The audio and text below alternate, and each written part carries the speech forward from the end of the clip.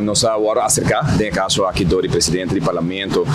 para com boa iniciativa, 40 anos que o Parlamento vai celebrar sua existência,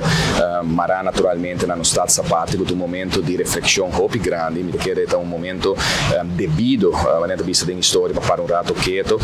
apesar de que nós sostener a intenção para reconhecer naturalmente um jovem que a destacar durante a ano, a fração de PPA para pensar aqui, me quer dizer hope no seu lugar também. Para nós não é que solamente como party festivo, mas que naturalmente de 40 anos em Young que nós temos como país, para nós estar crítico e de caso aqui nós auto-evaluar nós mesmos o que está passando dentro da sala de Parlamento de Aruba.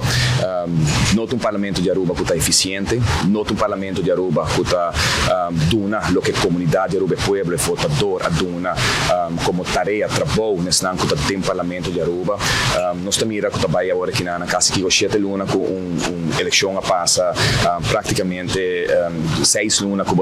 dois partidos que estão de governo está negociando se está na mesa com 4 luna com está de governo o bibiano se escuta agora diz assim para todos em 3 luna ou em 4 luna segundo eu botar um partido sério botar preparado mesmo botar um programa da questão de hora botar hora botar evaluar se não botar turcos claro preparar para governar não tem hora aí botar começar a planear para governar e se bom mirar rol e aí está caminhando como que vai